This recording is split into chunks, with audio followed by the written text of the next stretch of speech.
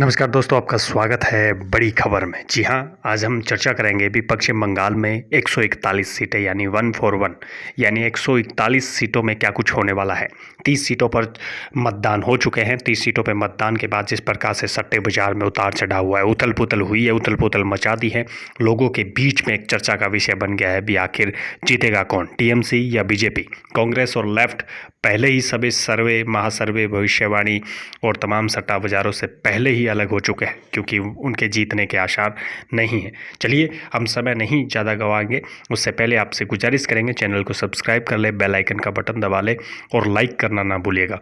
आपका एक like, subscribe और शेयर ही हमारी मेहनत का फल होता है। चलिए फटाफट अंदाज में आपको बताते हैं 141 यानी 141 सीटों का क्या है हाल। अलीपुरद्वार में करीबन 5 सीटें हैं। उन 5 सीटों में कौन बाजी मार रहा है वो हम आपको बता दें। अलीपुरद्वार की 5 सीटों में बीजेपी को 1, टीएमसी को 4 और कांग्रेस और लेफ्ट का यहां खाता नहीं खुलेगा। अलीपुरद्वार में कांग्रेस को बड़ा झटका लगेगा, टीएमसी अच्छा आगे जा रही है और बीजेपी अभी 1 सीट पे है। तो वही हम आपको बता दें।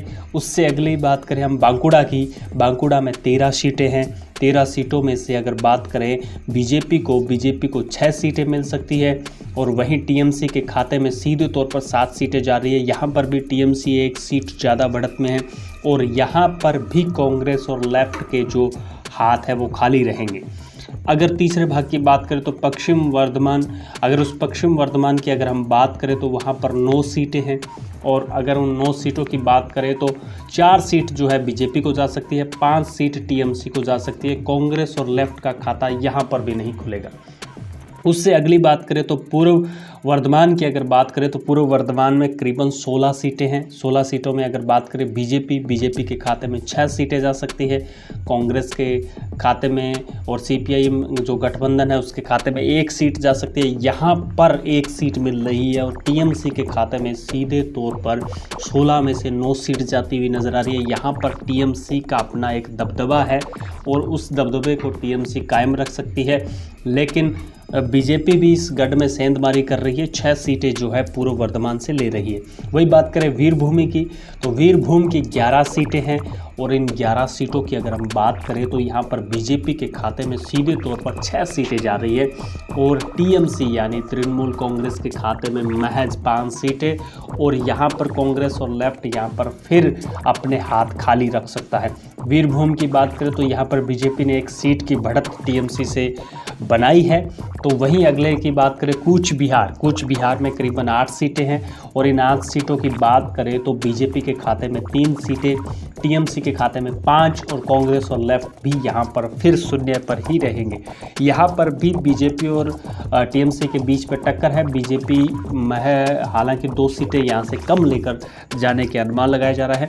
लेकिन दोस्तों, अगर आप कहीं से भी है, आपको क्या लगता है कमेंट में ज़रूर बताइएगा, क्योंकि आपका कमेंट हमारे लिए महत्वपूर्ण है। वहीं बात करें अगली दार्जिलिंग में करीबन 5 सीटें हैं। अगर इन 5 सीटों का अनुमान की बात की जाए तो करीबन 2 जो है वो बीजेपी सीट ले जा सकती है, ऐसा अनुमान लगाया जा रहा है। वहीं 3 सीटें जो है यहाँ से तृणमूल कांग्रेस लेके जाएगी यानी टीएमसी लेकर जाएगी और कांग्रेस और लेफ्ट का जो गठबंधन है उसके खाते में 0 सीटें रहेंगी। जी हाँ, हम आपको बता दें, अगर अगली इस बात की जाए तो उत्तर दिनाजपुर में 9 सीटें हैं। उस 9 सीटों में सीधे तौर पर अनुमान लगाया जा रहा है अभी बीजेपी और टीएमसी को यहाँ पर दोनों को 4-4 सीटें और जो 1 सीट बचती है वो कांग्रेस और लेफ्ट के गठबंधन को मिलने वाली है। यहाँ पर दूसरी सीट जो है वो कांग्रेस और लेफ्ट के गठबंधन में जाती हुई नजर आ रही है। उत्तर दिनाजपुर में बीजेपी और टीएमसी में कड़ी टक्कर है, दोनों में बराबर सीटें रहने का अनुमान लगाया जा रहा है। वहीं बात करें दक्षिण दिनाजपुर की तो दक्षिण दिनाजपुर में दोस्तों 6 सीटें हैं। उन 6 सीटों की अगर बात की जाए तो 2 सीट बीजेपी यहाँ लेके जा सकती है और 3 सीट जो है वो टीएमसी के खाते में जाएगी। यहाँ पर दक्षिण दिनाजपुर में टीएमसी 1 सीट में बढ़त बनाएगी बीजेपी से और वहाँ जो बात करें अगर कांग्रेस और लेफ्ट की तो यहाँ कांग्रेस और लेफ्ट को 1 सीट मिलती हुई नज़र आ रही है। वहीं अगली बात करें हम हुगली में करीबन 18 सीटें हैं। हुगली सीटों की अगर बात करें तो उसमें 18 सीटों में से 8 सीट जो है वो सीधे तौर पर बीजेपी के पाले में जाती हुई नज़र आ रही है, ऐसा अनुमान लगाया जा रहा है। और जो 9 सीटें हैं वो जो है टीएमसी के खाते में जा रही है, और जो 1 सीट है वो कांग्रेस और लेफ्ट के गठबंधन को जाती हुई नज़र आ रही है। हुगली में 9 और 8 सीट, यानी मतलब 1 सीट का अंतर बीजेपी के द्वारा रहा जा रहा है। तो साफ तौर पर बीजेपी और टीएमसी में यहाँ पर भी ज़बरदस्त टक्कर हुगली के 18 सीटों में देखी जा सकती है। तो वहीं बात करें हावड़ा में 17 सीटें हैं, और अगर 17 सीटों की बात करें तो यहाँ पर भी टीएमसी और बीजेपी में ज़बरदस्त टक्कर है। बीजेपी 8 सीट और टीएमसी 7 सीट। बीजेपी यहाँ पर टीएमसी से 1 सीट ज़्यादा अनुमान लगाया जा रहा है। तो वहीं बात करें कांग्रेस और लेफ्ट की, तो यहाँ पर कांग्रेस और लेफ्ट को पहली बार 2 सीटें मिलने का अनुमान है। दोनों मिलकर अपने गठबंधन से 2 सीटें जिता पाएंगे। वहीं बात करें अगली जलपाईगुड़ी में करीबन 8 सीटें हैं, और अगर इन 8 सीटों की बात करें तो यहाँ पर बीजेपी को 5 सीट और टीएमसी को 3 सीट। जी हाँ, यहाँ पर गौर करने वाली बात है, बीजेपी यहाँ पर टीएमसी से 2 सीटें में बढ़त बनाई हुई है। जलपाईगुड़ी में बीजेपी को 2 सीटें फालतू मिलने का अनुमान है टीएमसी से। तो वहीं यहाँ पर कांग्रेस और लेफ्ट के हाथ यहाँ पर भी खाली रहने वाले हैं। तो वहीं बात करें झारग्राम की, अगर झारग्राम की बात करें तो यहाँ पर 3 सीटें जो है झारग्राम में 4 सीटें हैं, और इन 4 सीटों की अगर बात करें तो 3 सीटें बीजेपी के खाते में, 1 सीट जो है टीएमसी के खाते में जा सकती है, और यहाँ पर भी कांग्रेस और लेफ्ट को खाली हाथ रहना पड़ सकता है। जी हाँ, हम आपको बता दें यहाँ पर बीजेपी 2 सीटों पर बढ़त यहाँ बना सकती है, जहाँ पर कांग्रेस को 0 सीट कांग्रेस और लेफ्ट को, लेकिन तृणमूल को यहाँ पर सीट मिलती हुई नज़र आ रही है। वहीं कोलकाता की अगर 11 सीटों की बात की जाए तो यहाँ पर सीधे तौर पर बीजेपी के खाते में 7 सीट। जी हाँ, बड़ी अपडेट, बीजेपी के खाते में 7 सीट जाती हुई नज़र आ रही है। तो वहीं टीएमसी यानी तृणमूल कांग्रेस के खाते में यहाँ पर 2, और कांग्रेस और लेफ्ट के महागठबंधन के खाते में 2 सीट। यहाँ पर साफ तौर पर कोलकाता की 11 सीटों में सीधे तौर पर टीएमसी का सुपड़ा साफ होता हुआ नज़र आ रहा है। दोस्तों, आप भी कमेंट करके ज़रूर बताइएगा, अगर आप कोलकाता के आसपास के हैं तो आपको क्या लगता है, क्या ये अनुमान सही है या आपको लगता है कुछ और हो सकता है।